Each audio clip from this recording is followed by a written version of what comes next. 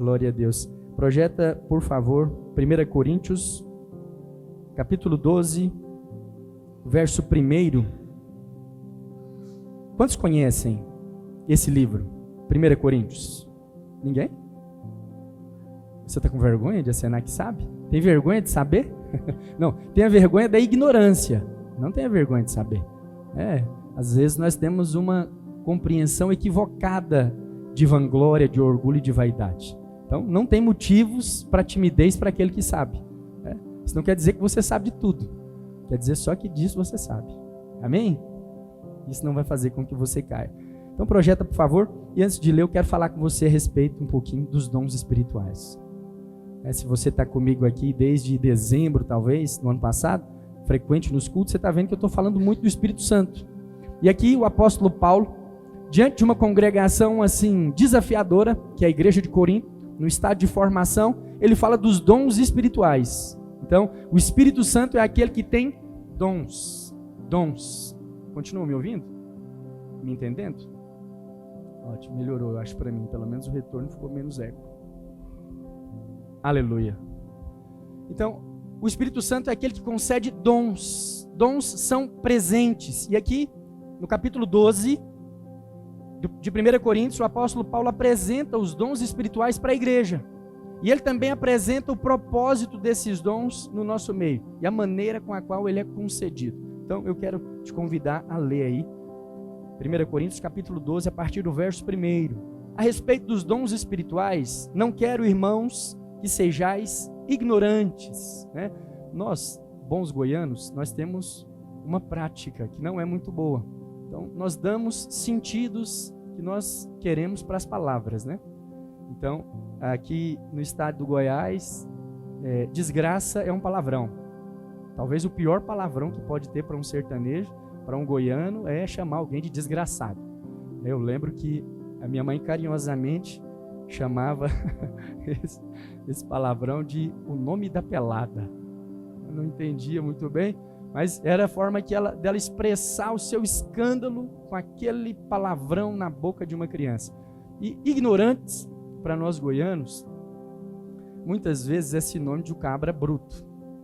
Bate a porta, fala grosso, grita e qualquer coisinha ele está amarrando os bigodes com alguém. Não sei se é só com você se é essa impressão, mas a maioria das pessoas, quando fala assim, ignorante, ele leva por esse sentido aí. Aí a pessoa está calminha e fala, não sou ignorante não, sou até tranquilo.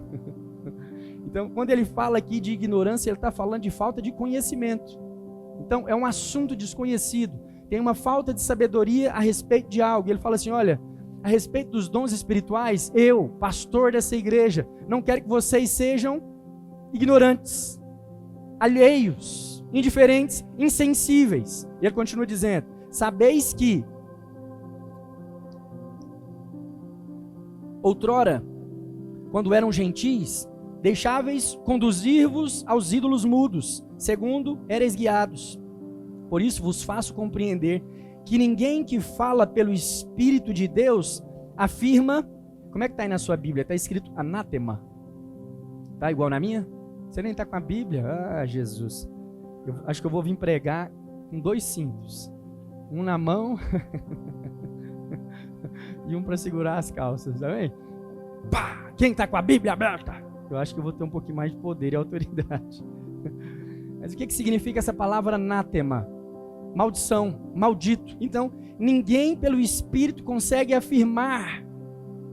Ninguém consegue afirmar a respeito de Jesus maldição, que ele é maldito. E ele continua dizendo, por outro lado, ninguém pode dizer Senhor Jesus, senão pelo Espírito Santo.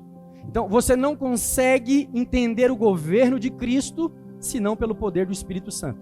Ele vai falar dos dons espirituais, mas ele está colocando o terreno e a condição. Se você não entende o senhorio, se você não entende o governo de Cristo, pelo Espírito Santo de Deus, você se torna ignorante dos dons. Amém?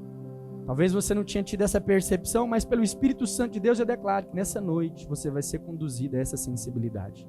Então, entender o governo é uma coisa que requer de nós dependência, reconhecimento da ignorância, clareza, sinceridade, singeleza de coração para admitir, olha, não sei como que faz, não sei onde começa, não sei onde termina, não sei para que serve, não sei se é de comer, se é de passar no cabelo, se é para tomar banho.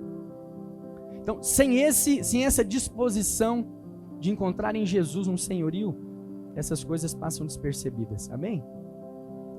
Para você ser salvo, você precisa reconhecer Jesus como Senhor e Salvador. E aqui a Bíblia está falando que é impossível você fazer isso por conta própria. Então, não há quem se salve. Então, nenhum homem chega à conclusão de que Jesus é um bom Salvador sozinho. Nenhum homem chega a um caminho de arrependimento por conta própria.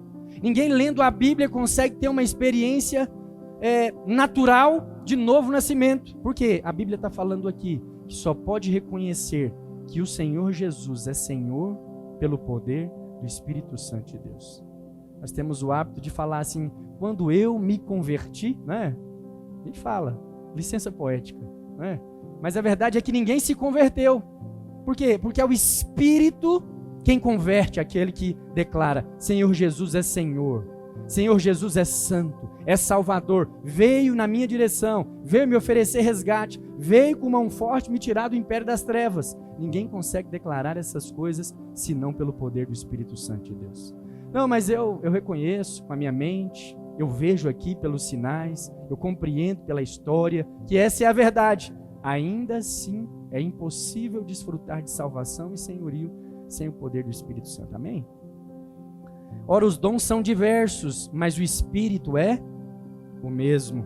E também há diversidade nos serviços, mas o Senhor é o mesmo. E há diversidade nas realizações, mas o mesmo Deus é quem opera tudo em todos.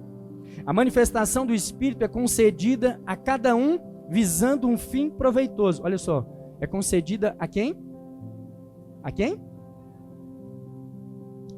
Alguns supercrentes. É dado aos pastores, presbíteros, apóstolos, para aqueles que oram, para aqueles que jejuam. Não, ele é concedido para cada um. Então, quem recebe dom? Todo aquele que é salvo. Todo aquele que pelo poder do Espírito Santo reconhece o senhorio para a salvação. Nós só temos um caminho de salvação, é o Senhor Jesus. É o único capaz de nos levar das trevas para o reino da maravilhosa luz. E nós só podemos fazer isso pelo poder do Espírito Santo de Deus. E isso te habilita a fluir nos dons espirituais. Olha o que ele segue dizendo. Porque a um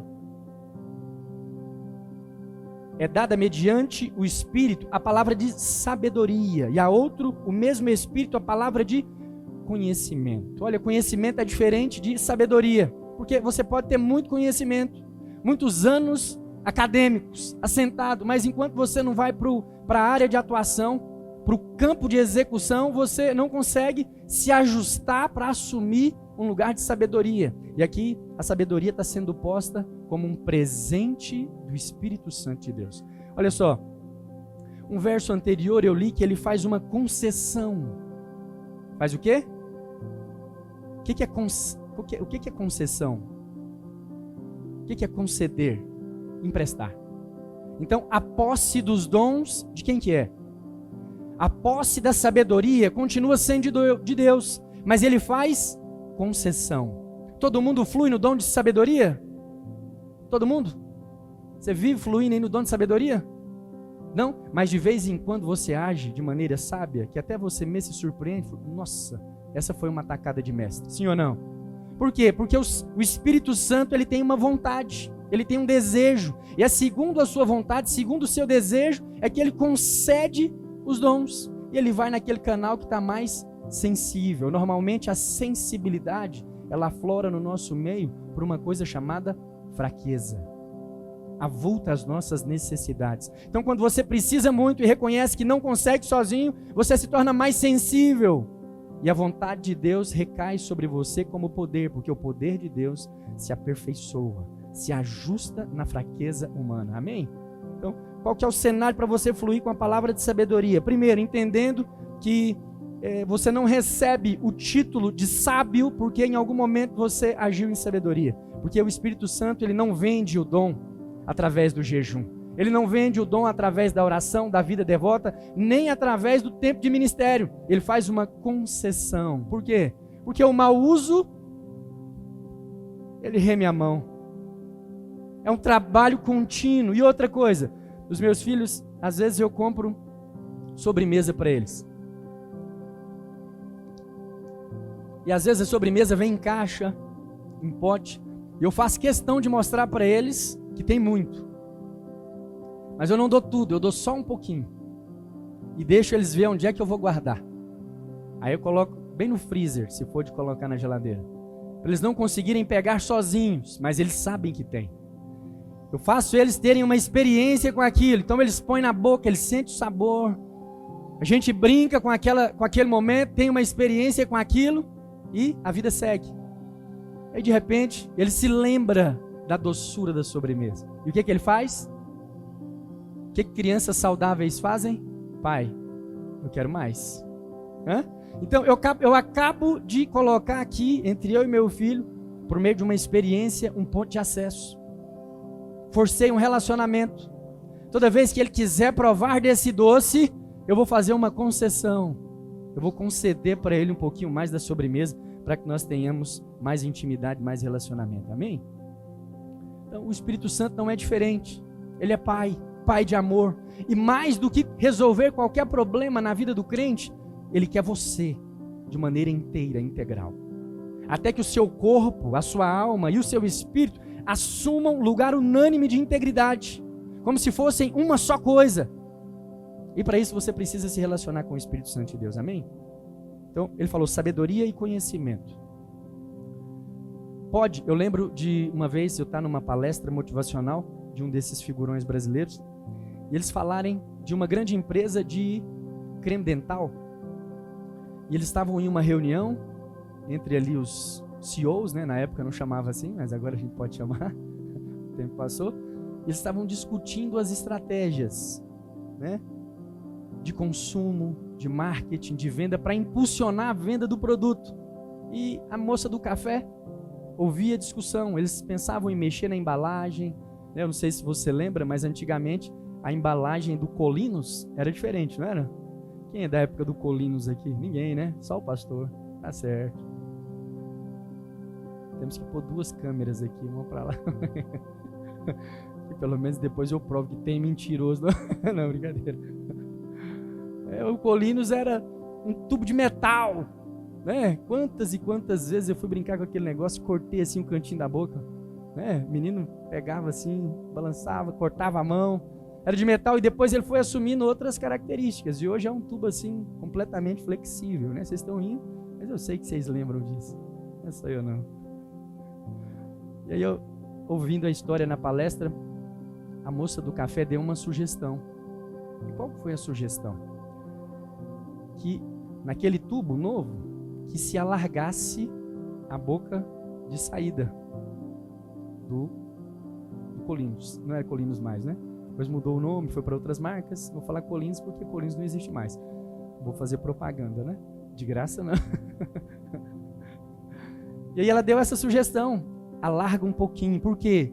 Porque eles já estão acostumados a apertar com uma intensidade. Eles não vão conseguir de maneira inconsciente. Vai apertar, vai gastar mais. Então, uma família que consome aí 4 tubos por mês vai passar a consumir 7, 8.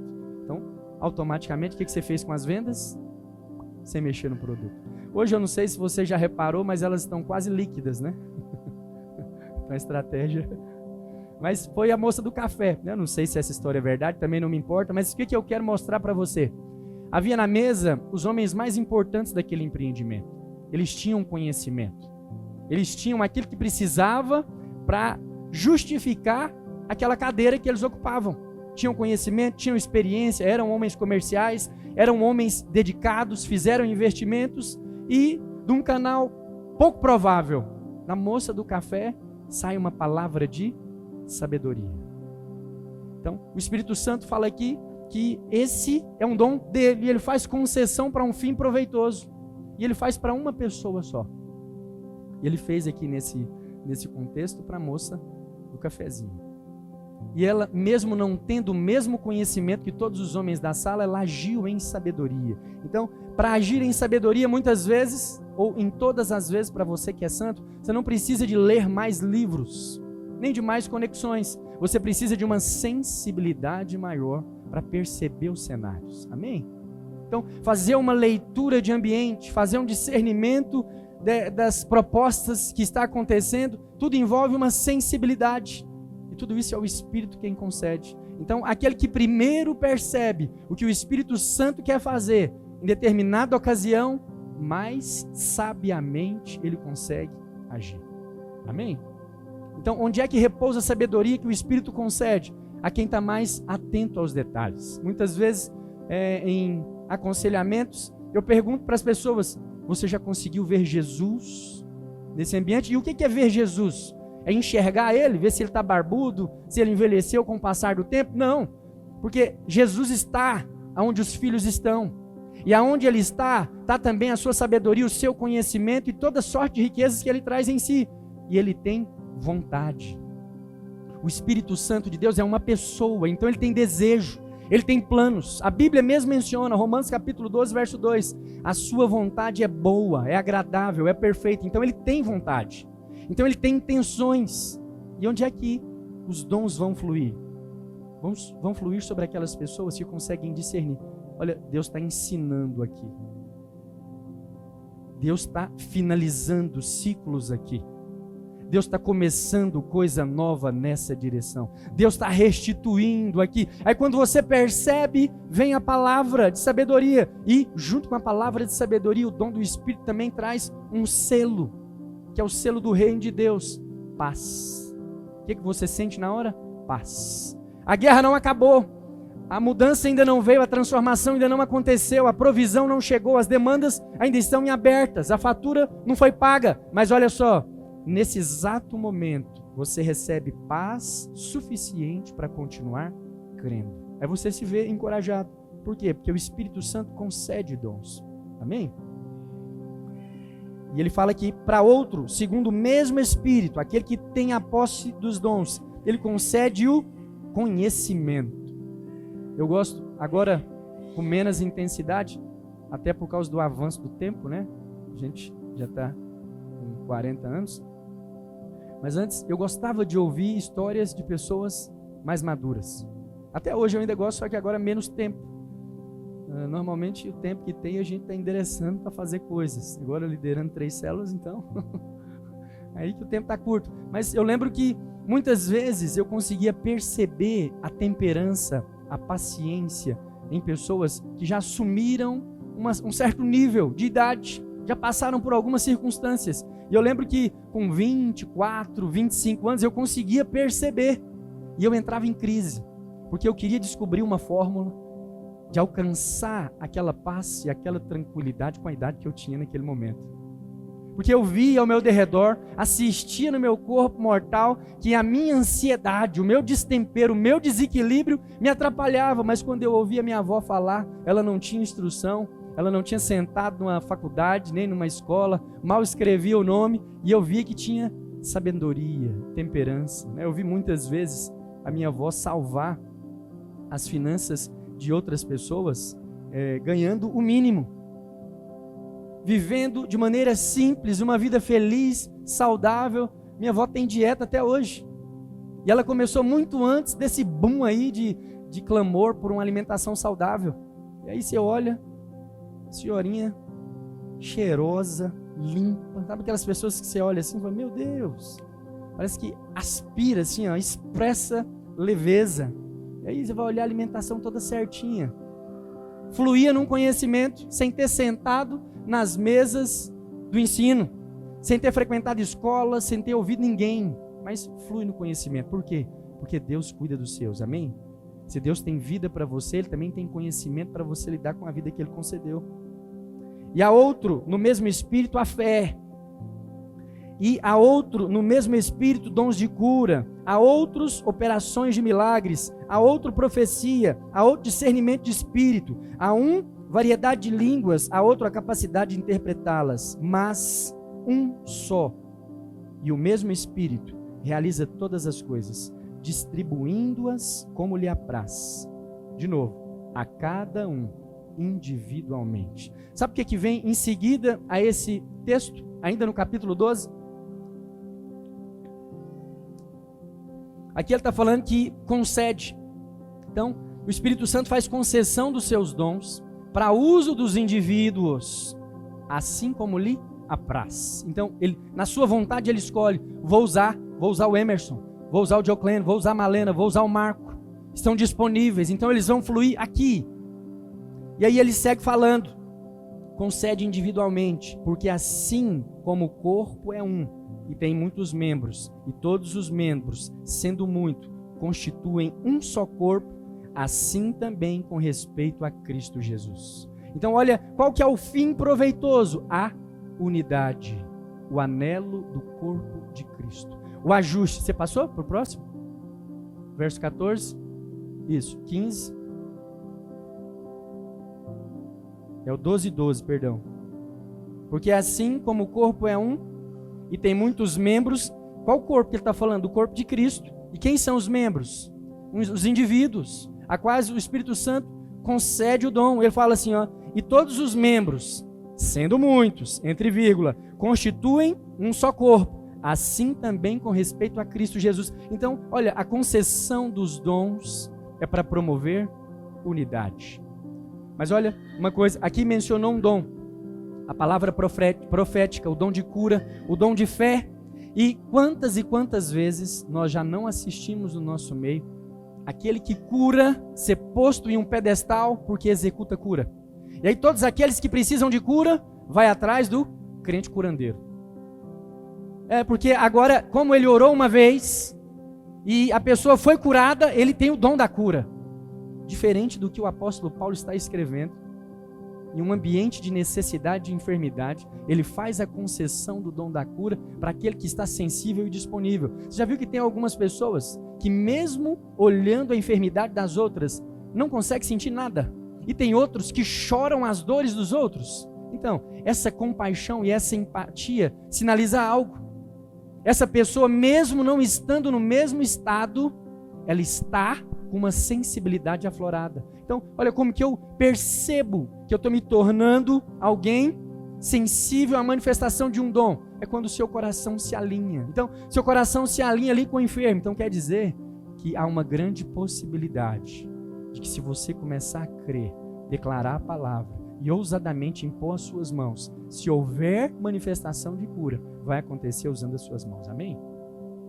E aqui o apóstolo Paulo está falando, a concessão dos dons é para gerar vínculo, proximidade entre os irmãos. Mas se o Diocleno, por exemplo, ele impõe as mãos e o Pablo é curado, no dia que o Mateus tem lá um problema com os filhos, o que ele lembra? Não, naquele culto, o irmão Diocleno impôs as mãos e ele foi curado. E agora nós temos o Diocleno em cima do monte da cura, porque ele flui no dom. É como se, ao invés de conceder o dom, o Espírito Santo tivesse feito um ofício, lavrado um documento, registrado no cartório e falar: tama, agora é seu.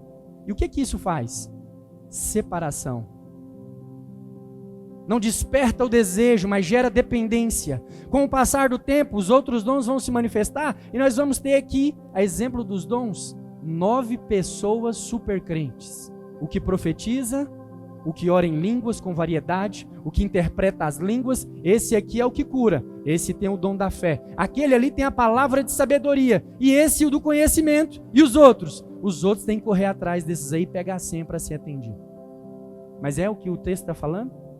Não, concede a cada um para um fim proveitoso, para um fim comum. Então tem aqui alguém que está disponível para fluir no dom do conhecimento, mas tem ali uma irmã com a palavra de sabedoria. Você casa conhecimento com sabedoria.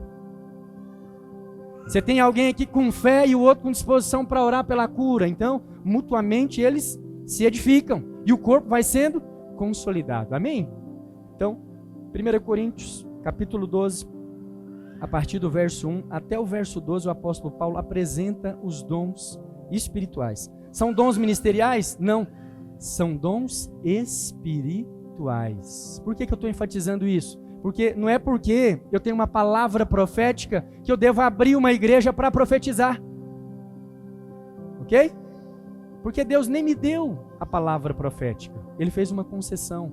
Mas todas as vezes que eu subir aqui, ou você se posicionar lá na célula para profetizar, o que vai acontecer?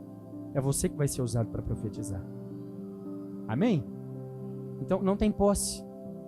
Aqui não fala que ele concede para aquele que é mais consagrado. Aqui não fala que ele concede para aquele que estuda melhor a Bíblia, ou aquele que faz mais jejum, ou aquele que tem menos transgressão. Não, eu dou para cada um. Então, se em um ambiente você tem sensibilidade para, certamente você já se habilitou para ser usado pelo Espírito Santo de Deus. Amém? Glória a Deus pela sua vida, pelo seu amém. Quando você fala amém, eu me sinto encorajado. Eu penso, está funcionando. Eles estão entendendo. Aleluia! Ele está começando a funcionar. Glória a Deus. Mas nem é esse o tema da mensagem que nós separamos. Como eu já mencionei em outros momentos, eu estou compartilhando e lendo esse livro do pastor Aloysio, Cheios de Graça e de Poder. Por quê? Porque isso é o que rege a minha vida, o enchimento do Espírito Santo, viver com o Espírito Santo e com a revelação do Deus residente, entender o que é essa residência e como que ela atua no nosso meio. E hoje eu quero falar um pouquinho com você sobre ser livre da má consciência. O que gera essa desqualificação que promove a separação ou a isenção de alguns crentes quanto a fluir nos dons espirituais? É uma consciência equivocada a respeito da posição e da identidade que o Espírito Santo de Deus concede a nós. Então fala assim, eu sou livre da consciência de pecado. Amém? Livres da má consciência. Vem aqui, vocês três, aqui na frente. Será que a câmera pega vocês? Deixa eu fazer. Pega. O William encorajando. Pega, certeza que pega. Vem cá, fica mais pra cá. Fica um pouquinho assim distante. Ok? Aí, coloca uma distância aí mais ou menos. Não precisa ser muito não. Amém? Vou pedir para vocês abraçarem não. Deixa eu explicar uma coisa a respeito do relacionamento de Deus comigo e com você. Esse aqui é Adão, ok? Quem que é esse aqui? Quem? Esse aqui é Moisés, ok? Quem? Moisés. E esse, deu sorte, hein? E esse aqui é Jesus. já muda, né? Aleluia. Quem que é esse? Quem que é esse? E aqui? Jesus. Antes de Adão, a Bíblia fala que Deus criou os céus e a terra. E se você for ler a Bíblia, você vai perceber que Deus não sofreu influência de ninguém. Ele decidiu criar essas coisas e depois, por vontade própria, ele diz, façamos o homem. É um sinal de bondade, não é? Não era para você existir, mas no coração de Deus havia um intento, um desejo. Vamos dar vida para esse povo? Vamos dar face para ele? Que eles sejam imagem e semelhança nossa. Como que você enxerga isso? Uma atitude legalista? É uma regra? É imposto? Não. Um desejo, um capricho da parte de Deus, que nos favoreceu e nos deu vida, amém? Então, só para você entender, antes de Deus já era bom, amém? E na sua bondade Ele escolheu dar vida para você em Adão. Entre Adão e Moisés, nós temos um tempo de 2000 anos, aproximadamente. Quanto tempo? 2000 anos. Entre Moisés e nós temos também um tempo de quanto? 2000 anos também. Vem cá, Luzia. Fica de cá. Fica de cá. E entre Jesus e você, tem quanto tempo? Quanto? 2000 anos, ok? Então nós temos 2, mais 2, mais, que é? Quanto? Quanto? É 6, rapaz. 2 mais 2, ele ficou com vergonha. Aqui tentando te derrubar, né? Firma. É 6, pastor, eu sei contar. Amém? Então, olha aqui. Quando Deus cria o homem, antes, na sua bondade, Ele projeta e Ele faz. O homem cai, sim ou não? E qual que é o trato de Deus com o homem caído? Ele executa juízo imediatamente? Não.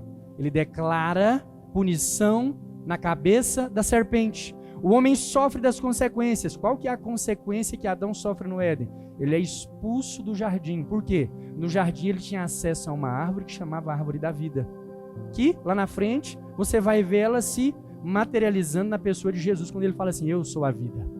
Em outras palavras, ele está falando: lembra da árvore? Lembra do fruto? Eu era a árvore, eu era o fruto. Amém?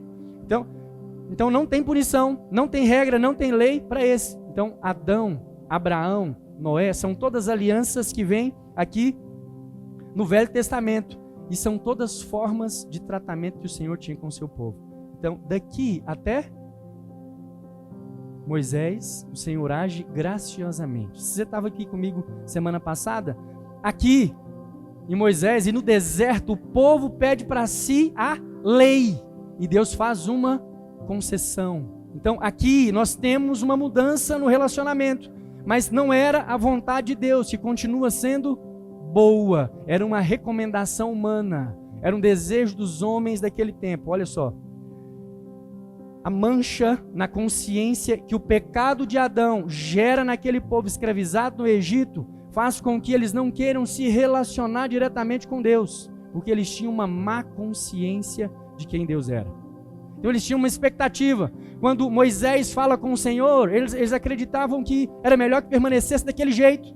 Ao invés de querer que o Senhor falasse também com eles, e Moisés vai propor isso a eles, eles falam assim: não, fala você mesmo com eles. Isso acontece hoje?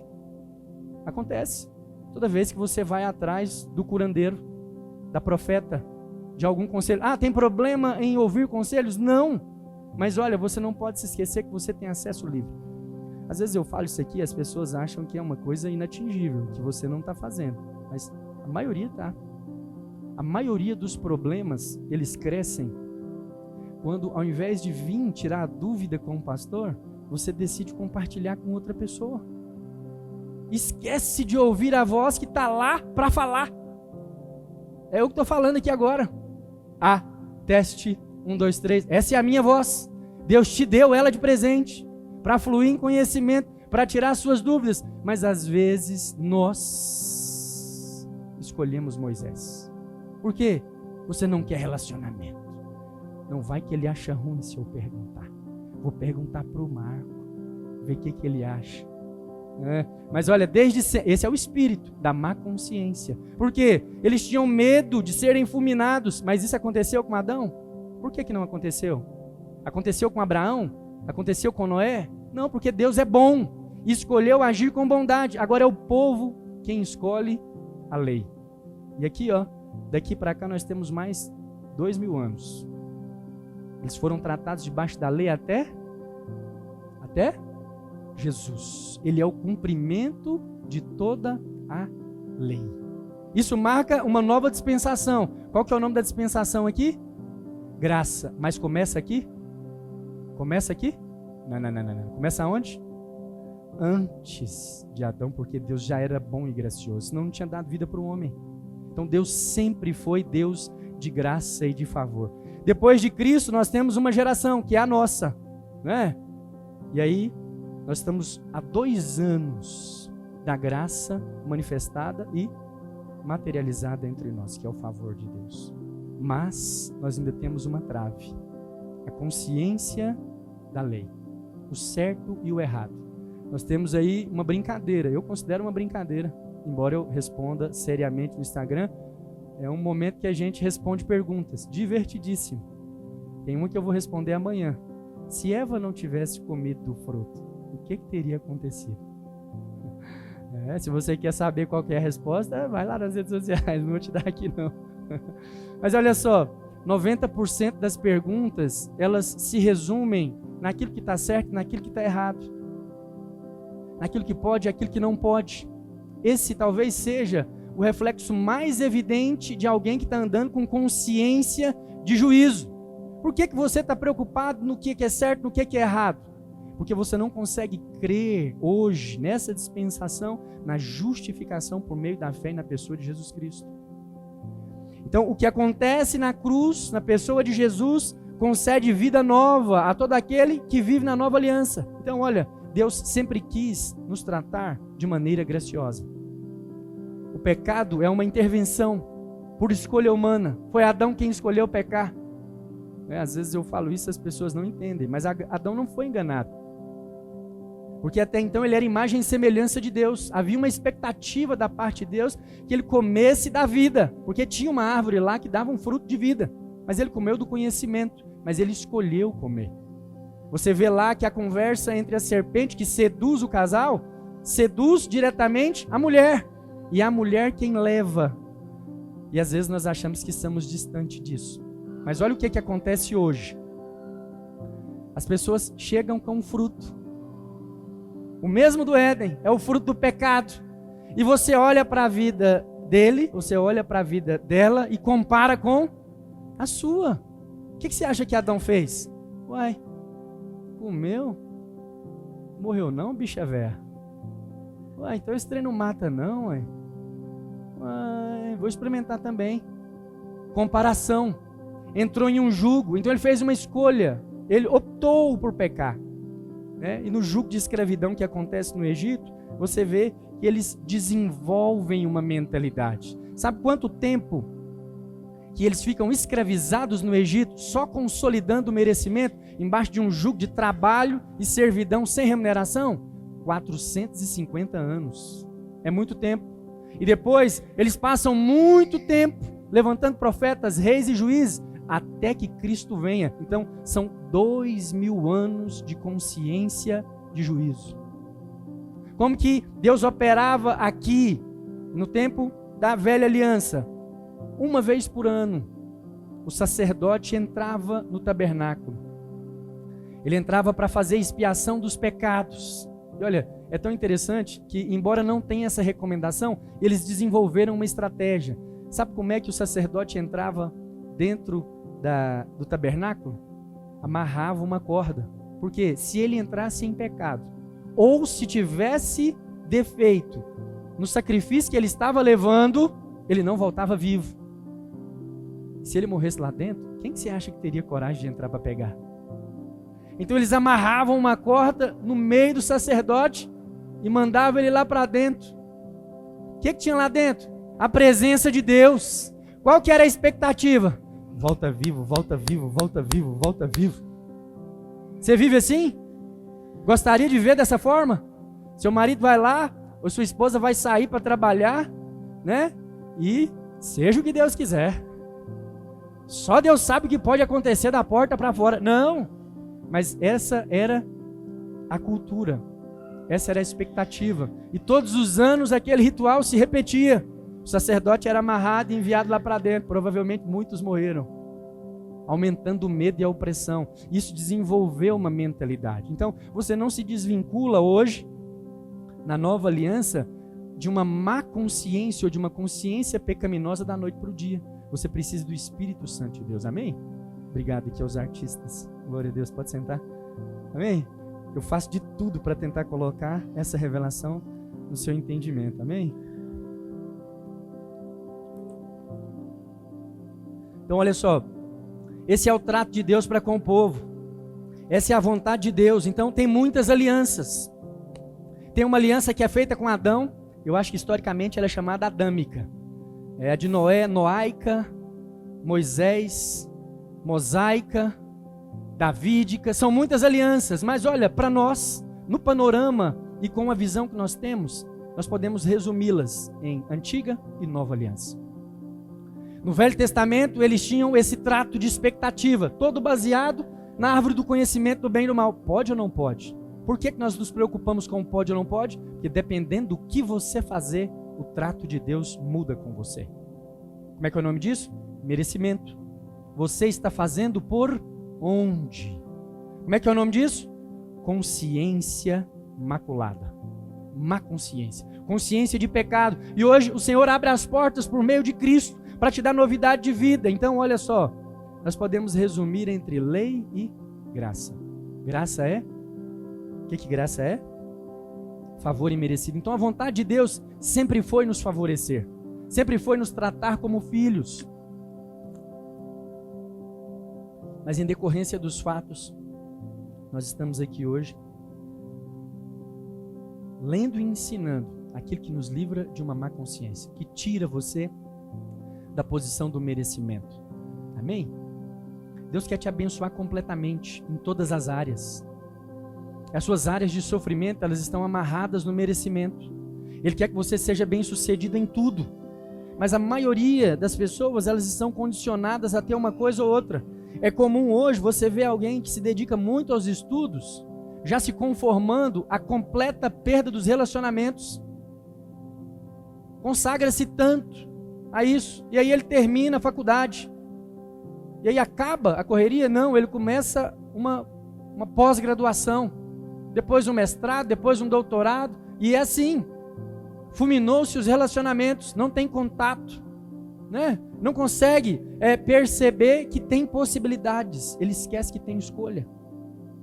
Outros fazem a mesma coisa com os empreendimentos. Eu muitas vezes aqui sou tentado a permitir uma centralização de tarefas, assim, às vezes por ignorância mesmo administrativa. Tinha que ter passado isso para alguém fazer. E eu esqueço, ninguém lembra e fica, e de repente está tudo ali. Meia hora antes de começar, aí não tem copo no prédio. Seja o que Deus quiser, pega os copos aí de casa e leva. Não importa a palavra. Mas não está certo, não é o melhor. Mas muitas vezes nós agimos assim, de maneira assumir o centro da circunstância e da situação, como se fôssemos a única solução. Como é que é o nome disso? Vou assumir aqui minha identidade. O nome disso é lei, é má consciência, é achar que não tem, em outras palavras, o seu comportamento descreve que não tem ninguém habilitado para te servir, ninguém habilitado para te ajudar, para te conduzir para um outro nível, para te auxiliar. E isso acontece por quê? Uma consciência maculada, de falta de suprimento, que te leva ao lugar, que faz com que você crê que você está sozinho mesmo, que essas coisas dependem somente de você. E quantas pessoas aí trabalhando 16 horas por dia, 14 horas por dia, sem conseguir mesclar tempo de qualidade com ganhos financeiros. Por quê? Porque é muito difícil acreditar que somos abençoados a esse nível. Nós temos que acordar cedo, porque Deus ajuda. Está na Bíblia, não está? Tá lá. Deus ajuda quem cedo madruga. Então você que dorme até tarde, meu querido, pau na sua cabeça. Não merece nada. Tudo de ruim te sobrevém. E olha, tanto faz, é o que você merece. E com o passar do tempo, você mesmo vai assumir essa posição. Não é assim mesmo, eu durmo muito, eu sou assim, eu sou problemático, eu tenho dificuldade para aprender, eu tenho dificuldade para aprender. Pronto. Consolidou a imagem de alguém completamente desprestigiado, desfavorecido, né? Como eu já abri os seus olhos, desgraçado. Sem nenhuma graça, sem nenhum favor imerecido sobre a vida. E aceita por quê? Porque está completamente consolidado em uma má consciência. Deus só faz para quem acorda cedo. Deus só faz para quem cedo madruga. Faça a tua parte, que da minha eu me encarregarei. Nem sei se é esse o versículo, né? É esse o versículo? Que versículo o quê? Não tem isso na Bíblia não. Ele fez toda a parte em Cristo Jesus. Ao final da sua obra, ele não fala assim: olha, consertei a besteira que você fez, vê se não atrapalha mais aqui o procedimento daqui em diante. É isso que Jesus fala? Lá na cruz, não. Antes de render o seu espírito, ele fala assim: está pronto, está consumado. Lá em Hebreus, quem escreveu o livro fala, eu falo assim porque não tenho uma certeza, muito provavelmente foi o apóstolo Paulo, mas ninguém consegue afirmar certinho que foi. Mas quem escreve o livro de Hebreus fala que o sacerdote de Jesus, o sacerdócio de Jesus, ele é sobremaneira diferenciado. Por quê? Porque ao final do serviço, Jesus assentou-se. Se você olha para o tabernáculo de Moisés, não tem nenhum utensílio que permitia que o sacerdote se assentasse. Por quê? Porque o sacerdote na velha aliança não tinha descanso. Em todo tempo ele tinha que apresentar um sacrifício. Sacrifício de animal. Em todo tempo alguém tinha que sangrar, suar, entregar a vida. Em todo momento alguém tinha que morrer, para que houvesse algum tipo de poupança, que alguém fosse poupado, alguém fosse perdoado em todo o tempo. Então ele não parava, em todo o tempo ele estava na posição de trabalho, disponível. Por quê? Porque aquele sacrifício não tinha poder suficiente para tirar o pecado daquele que crê. Ele só absolvia ali os pecados e os perdoava por um tempo. Um ano depois, você tinha que ir lá apresentar novo sacrifício. Mas lá na cruz, o Senhor Jesus falou assim, está pronto, está consumado, apresentando diante de nós um novo sacerdócio. E a Bíblia fala que, tendo feito esse superior sacrifício, assentou-se. Assentou-se. O assentar na Bíblia é sinal de descanso. Não tem mais o que fazer.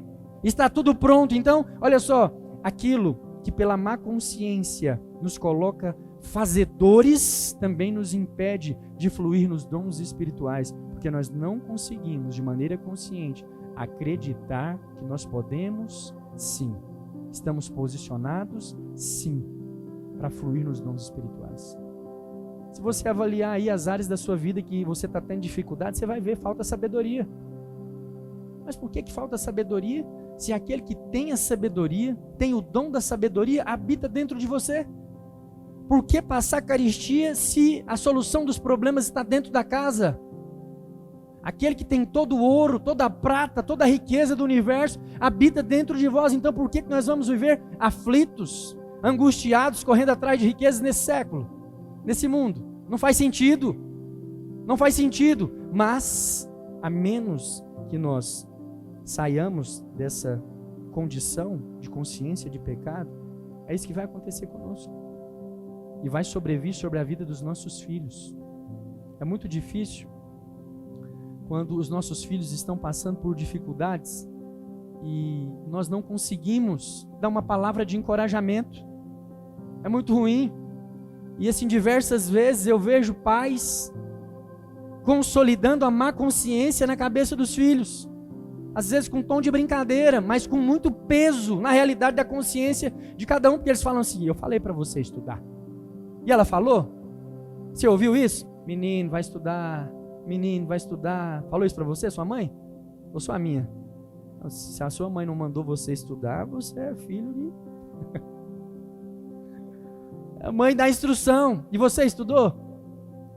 Então, no máximo, você foi para a escola. Tem uma diferença, né? Estudar é diferente de ir para a sala, né? Já fiz muitas coisas em sala de aula. Não tem nada a ver com estudo. Mas o conselho estava lá. E depois, lá na frente, quando veio o futuro. E aí, a ficha cai e você percebe que não é assim. Sai da escola e arruma um emprego, começa a ganhar dinheiro e comprar as coisas. Qual que é o apoio? Qual que é o encorajamento? Quem é que bate no seu ombro para falar assim: olha, vejo um futuro extraordinário diante de você? Não, no máximo fala assim: Deus ajuda quem cedo madruga. Você até acordou cedo, mas foi para a escola para quê? Matava as aulas para jogar futebol? Sua vida era o interclasse? Aí, o que o futebol te deu? Foi aqueles amigos que você tinha, para onde eles estão agora? Que você está indo. Pede emprego para eles. Já ouviu isso da sua mãe? É isso. Então, não estou condenando os pais, não. Mas, olha, como tutores, como irmãos mais velhos dessa cidade, como aqueles que estão tendo os olhos abertos para ministrar o favor de Deus, eu faço votos de que você deixa fluir essa palavra do seu interior. E seja do time do seu pastor.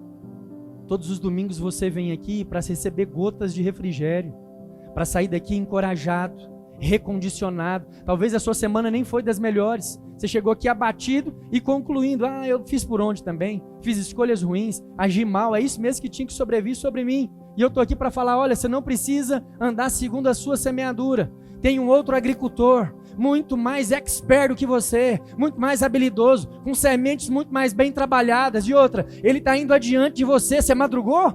Ok, ele nem dormiu. Foi adiante de você e semeou a boa semente. Vai vir dela o bom fruto. Esquece o que você plantou. Toma posse daquilo que Cristo semeou. E Ele semeou da boa árvore, do bom fruto, do fruto divino. Vai vir coisas boas sobre você. É fácil crer? Não, às vezes no máximo falar amém. Mas olha, lá na prática, quando as coisas se desajustam ou saem do controle, rapidamente você volta para a má consciência. Por quê? Porque é difícil tirar de você que você não merece aquilo. Você merece. Ou às vezes, de uma maneira mais romântica, Deus está me ensinando algo nisso. A maioria aqui é pai. Você colocaria uma enfermidade nos seus filhos para dar uma lição nele? Eu vou pôr um câncerzinho aqui na língua porque ele está muito falastrão? É isso que faz? Mas a pessoa que está enferma, ela pode ter um momento de reflexão? Pode. Ela não pode trabalhar? Ela está acamada, está numa maca dentro de um hospital, não tem nada para fazer? É lógico que ela vai repensar algumas coisas. Mas aí, às vezes, tomados por uma má consciência, uma consciência de pecado, Deus queria me frear mesmo, para me pensar nessas coisas. Deus não está com a enfermidade nos filhos.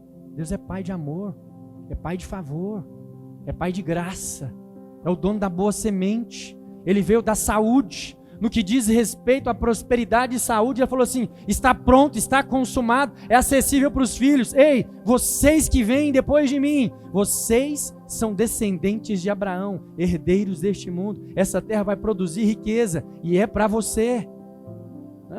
Você consegue crer que a riqueza é para você? Você já se conformou com os níveis de conquista que você tem?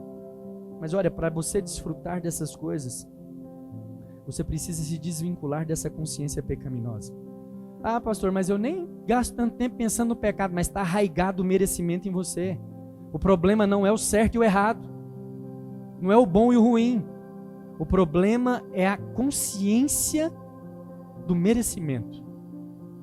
É você se conformar a uma coisa ruim dentro da sua casa, na vida dos seus filhos, na vida do seu cônjuge, porque o comportamento dele não condiz com os níveis de santidade aprovados para Deus te abençoar.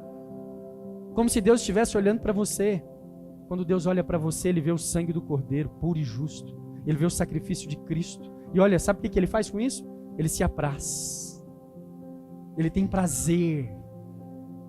Aprove Deus moê-lo. Ele teve prazer em passar por aqueles sacrifícios, para que você fosse poupado. Ele assumiu a posição de miséria para te dar prosperidade. Assumiu a posição da culpa para te dar liberdade, absolvição completa. Então não há mais quem te condene, não há mais quem te culpe, amém? Nem você mesmo. Projeta, por favor, Hebreus capítulo 10, verso 17.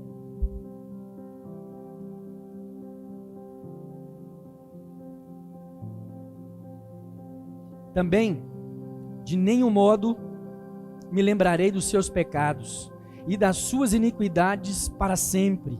Ora, onde há remissão destes, já não há oferta pelo pecado. 17 e 18, né? Então, olha só, o que o autor aqui de Hebreus está falando.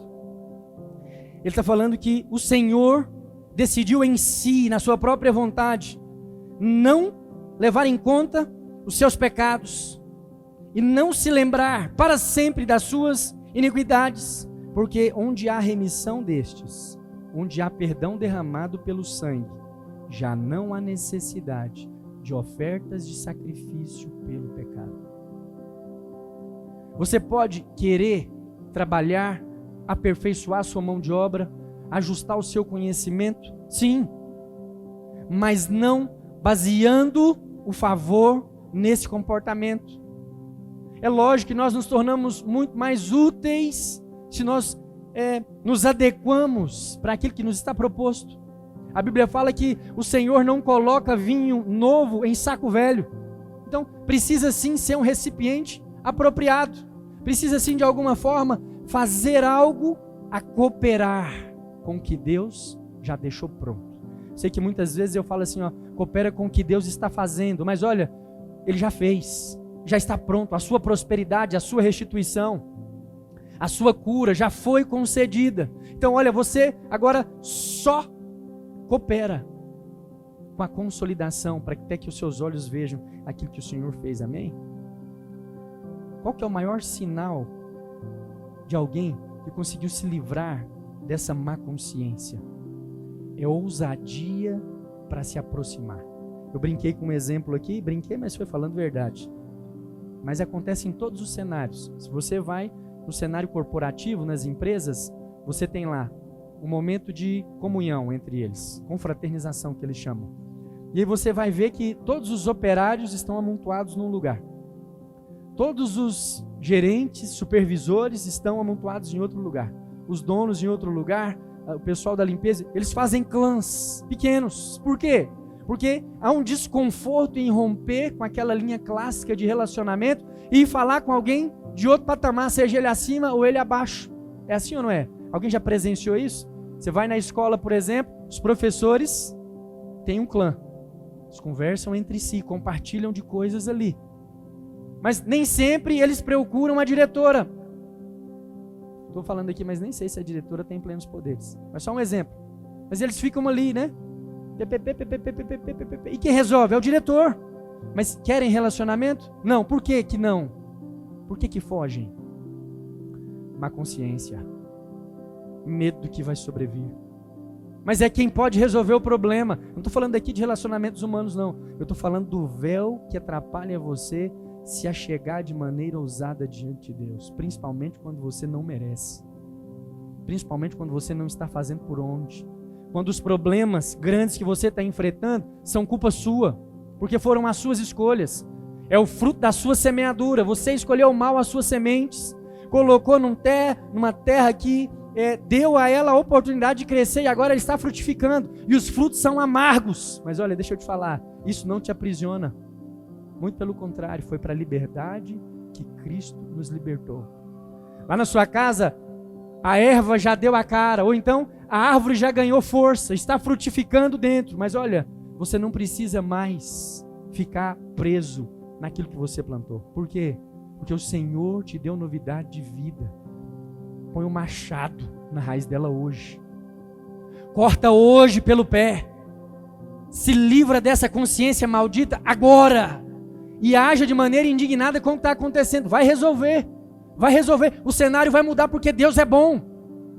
As vozes e às vezes até os dedos vão vir em direção contrária à consciência do renovo. Mas o que você precisa fazer?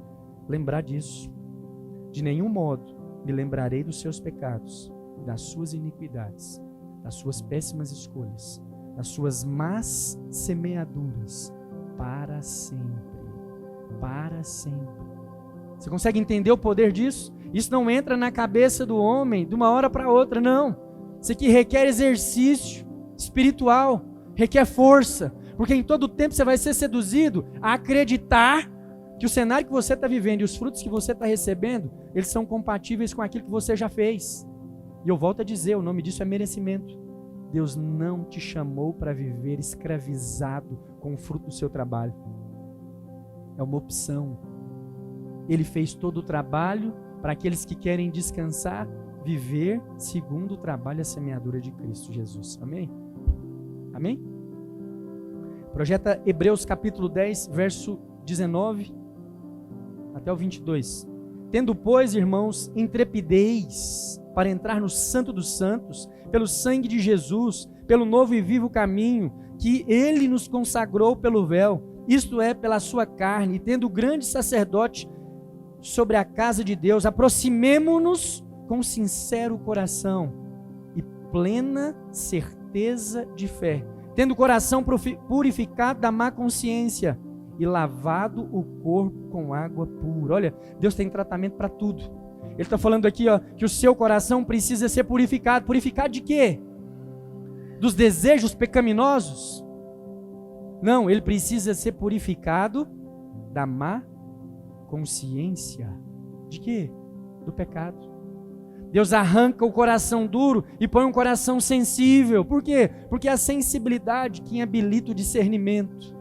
Agora você pode fazer escolha.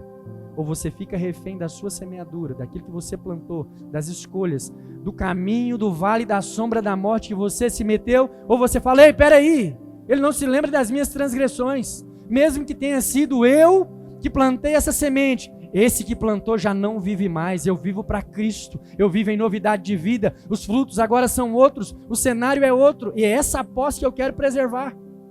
É nisso que eu quero viver. Esses são os frutos que eu escolho. Aí sabe o que as circunstâncias vão falar para você? Ficou doido. Ficou doido. fez errado a vida toda. E agora está achando que pode assim, de uma hora para outra, ser abençoado. É exatamente isso. Porque é não merecimento, é favor, é aquilo que dá a Deus a devida glória da sua bondade. Olha, aquilo que você conquista segundo o seu trabalho, dá glória para quem? Você estudou 8 anos na faculdade, fez pós-graduação, você abriu um empreendimento, você trabalhou em 2 períodos, você fez e aconteceu, e hoje você tem uma posição. Glória a Deus por isso? Não, glória a você, que trabalhou o tempo todo, fez por onde? Você mereceu. Agora, do contrário, eu não completei o curso superior. Depois, com muita dificuldade, eu arrumei um emprego aqui para ganhar um salário e meio. Fui pagando as contas ali, o nome está petecado no Serasa, né? Igual o outro falou, o nome está protegido. Pegaram o nome, colocaram num caixa forte. Está guardado, ninguém mexe. O nome está consagrado, separado. Prisionado, né? Levantando as mãos e falando, restitui, restitui, os anos consumidos pela minha ignorância, restitui, dá segundo aquilo que eu não fui capaz de perceber que era riqueza outra hora, lá atrás eu não sabia que eram esses os caminhos, restitui os meus anos consumidos por ignorância. Espírito Santo faz isso. Eu não quero o fruto amargo da semente que eu trouxe, eu sei que o Senhor vem trazendo novidade, trouxe semente boa. É esse o fruto que eu espero, é isso que eu quero. E começa a celebrar a sua vida nessa direção. Não estou mandando ninguém pedir conta do trabalho, não. Mas olha, viver na dependência só daquilo que você faz é uma escravidão maldita. A melhor coisa para nós é nós sermos libertos. Jesus poderoso. Relógio tocou. A melhor coisa para nós é nós sermos libertos das armadilhas desse século. Principalmente o dinheiro, das posses. Há uma leveza e uma sabedoria, uma criatividade que emana da liberdade que Cristo nos concede. Não depender do conhecimento, não depender da sabedoria, não depender de outras pessoas, não depender de um contexto religioso, não depender de um contexto cultural, econômico, político. É que é a verdadeira vida. E é a vida que o Senhor nos está chamando para viver e desfrutar. Amém? Então viva nessa nova realidade. Aqui em Hebreus, que nós acabamos de ler, ele fala plena certeza de fé. Plena certeza, plena convicção. Convicção intocável, né? Mas muitas vezes as nossas opiniões, elas variam de acordo com o cenário ou de acordo com os frutos. Nós precisamos de outras opiniões. Nós avaliamos o que aconteceu com quem foi, com quem está do lado, e aí nós consideramos o quê? Foi assim com fulano, foi assim com ciclano, aconteceu desse jeito ali, essas coisas têm possibilidade de acontecer. Pronto, acabou de se estabelecer uma imagem de má consciência. Se aconteceu com alguém, mesmo que o resultado não seja bom, tem possibilidade de acontecer com você. Acabou sua autoridade aí, você já aceitou que tem possibilidade. De agora em diante tem 50% de chance de acontecer com você. E deixa eu te falar, se isso subiu, promovendo medo na sua consciência, sabe o que vai acontecer? O mal que você teme vai sobrevir sobre a sua casa, vai acontecer. Você vai atrair isso. Eu lembro de aconselhar uma moça que quando ela se casou, ela sabia que o primeiro relacionamento do rapaz, ele havia agredido na namorada. E olha só, ela se casou apaixonada, cheia de amores, mas ela carregava em si uma dúvida. Será que ele seria capaz de bater em mim também? Será que ele seria capaz de me agredir? E ela passou a viver pensando nessa possibilidade, sem perceber, ela se tornou alguém que desafiava para ver até que ponto que ele ia. Sabe o que aconteceu com os dois? Um dia, nós recebemos uma ligação, tivemos que sair correndo de carro para ir até na casa, porque ele tinha acertado a mão nela. Não estou falando que a culpa é da mulher que foi agredida, não. Mas olha, aquilo que você teme te sobrevém. Aquilo que você canaliza os seus pensamentos, internalize em você, em outras palavras, aquilo que você honra com a sua atenção, aquilo que você admira com o seu coração, cresce, se expande, se torna um cenário real dentro da sua casa. Então o que nós precisamos fazer? Nos livrar dessas possibilidades. Eu amo os irmãos, porque quando a coisa aparece, hipoteticamente, eles já falam o quê? Está amarrado, misericórdia, está amarrado mesmo, tem que amarrar mesmo. Está acontecendo com todo mundo não, está acontecendo com eles. Na minha casa pode cair 1000 ao meu lado, 10.000 à minha direita, mas eu não serei atingido. Os meus negócios são os negócios do Senhor. O meu cultivo, a minha produção, os meus animais são animais do Senhor. A minha casa é consagrada, tem sangue neste lugar, tem bondade aqui, tem favor fluindo sobre a minha casa. Aqui a história é diferente. Tem anjos acampados ao derredor, os meus filhos são guardados, o meu casamento é blindado. Tem um espírito aí ameaçando do divórcio e tarará. Olha, mesmo que venha um anjo falar dessas coisas contrárias à promessa da nova aliança, seja ele maldito. Por quê? Superior coisa é aquilo que o Senhor fez para nós, amém? Então livre-se da má consciência. Tem um conselho, eu sei que às vezes eu sou repetitivo em algumas coisas, porque eu não consigo pregar muito além das minhas experiências, eu ainda sou jovem, amém? Mas Romanos capítulo 12, você não ri não, rapaz, eu estou falando assim, Romanos 12:2, é um dos grandes versículos, dos grandes versículos da minha vida, onde o apóstolo Paulo fala o seguinte: não se conforme com os resultados deste século. Não aceite a imposição da consciência que te colocou nisso. Não, muito pelo contrário. Transforme-se. Quem muda a sua consciência não sou eu. A minha pregação pode te encorajar, pode te motivar, mas se você vai continuar cultivando pensamentos de má consciência, a decisão é sua. Eu não consigo ir muito além dos seus ouvidos. O seu coração ainda está distante de mim. É você quem vai pensar enquanto você dirige. É você que vai tirar conclusões quando você olhar o extrato da conta, quando você receber ligações de cobrança, quando a notificação chegar, quando as coisas começarem a acontecer. É você e o Espírito Santo. O pastor não está lá. A pregação às vezes está inacessível e você precisa fugir daquilo que promove essas imagens que vão se maximizar dentro de você através do medo e vão se concretizar se você não mudar. Ele fala: transformai-vos. É você quem coloca o pé na porta. Não vai entrar. A minha casa é casa santa. Os meus negócios são benditos. O fruto do trabalho das minhas mãos são abençoados. E não é porque eu sou o melhor da cidade de Santa Helena, não. Não é porque eu sou o melhor pastor aqui, não. É porque há favor sobre nós. E Ele escolheu aqueles que não são para envergonhar aqueles que se acham. Olha só. A vontade de Deus se faz acessível para esses que abominam a má consciência. Olha, eu não mereço mesmo. Eu sou péssimo administrador. Eu sou ruim em quase tudo que eu faço. Mas se você gosta da pregação, ok. Bendito seja Deus por isso. Mas eu tenho plena certeza, não há nada de bom na minha carne. Fui desabilitado para muitas coisas até chegar aqui. E olha, eu não tenho muito que me gloriar de estar aqui falando hoje não. Essa é a minha posição de fraqueza. Eu preparo muito antes de subir. Rabisco, escrevo, testo a minha voz. Falo uma vez, falo 2 vezes.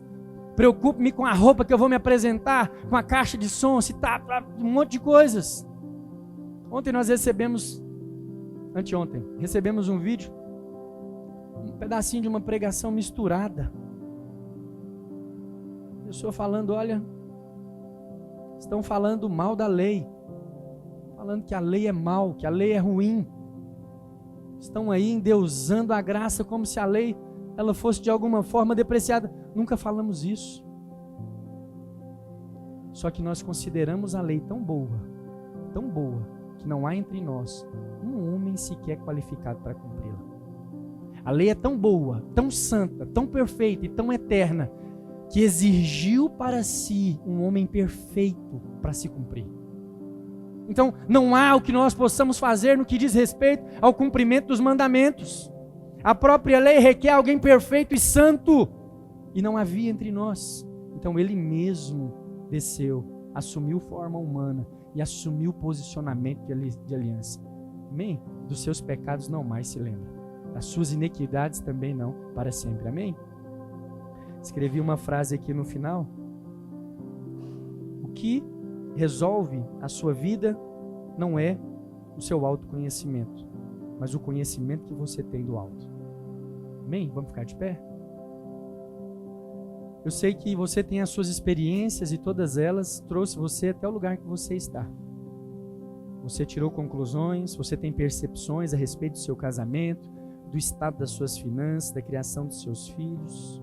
Eu não sei o quanto de influência essa má consciência tem sobre a sua vida hoje, quanto isso pesa para você hoje. Mas assim como o apóstolo Paulo faz recomendação para a igreja de Romanos, eu quero falar para você, feche essa porta hoje. Decida transformar os seus pensamentos. Comece a declarar: eu abro mão agora de toda consciência pecaminosa e eu tomo posse da consciência de favor e merecido. Eu estou pronto para ser abençoado. Toda sorte de coisas boas estão disponíveis para mim e para minha casa. Os empreendimentos benditos estão acessíveis para mim. Onde eu ponho a planta dos meus pés, prospera. O Senhor me dá autoridade na terra que eu piso. O trabalho das minhas mãos são selados com favor. Pode não estar chovendo na terra de outros, mas o Senhor prepara nuvem para a terra que eu plantar. Pode não estar bom o estado, o cenário para outros, mas o Senhor prepara cenário com as próprias mãos para mim, porque eu sou favorecido. Eu sou filho amado de Deus. Eu sou amado, protegido, guardado, perdoado, justificado. Essa é a minha identidade debaixo dos céus.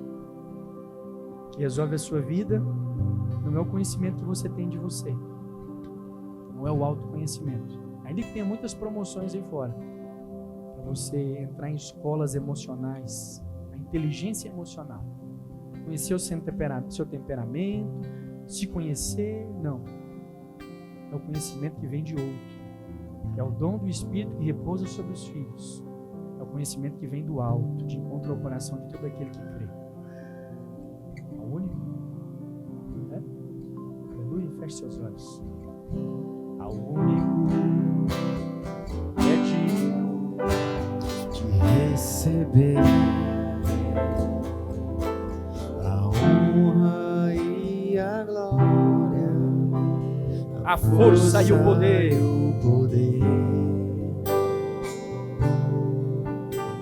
Ao Rei eterno e imortal, invisível, mais real, a Ele estamos coroamos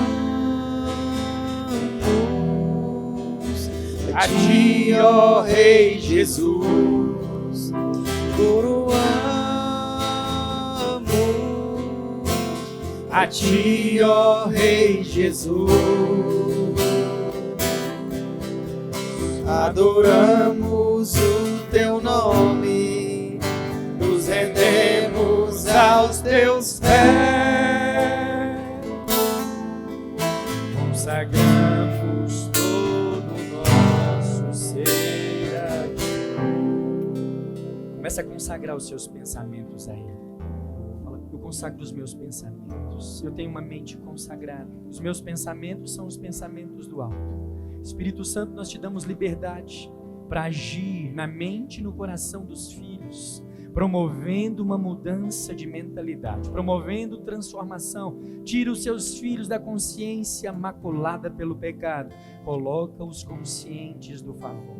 Coloca-nos na posição consciente de favor, consciente de graça, consciente de perdão total, consciente de que as portas estão abertas, que os céus se abriram para nós e nós te bendizemos porque vimos a sua bondade. Coroamos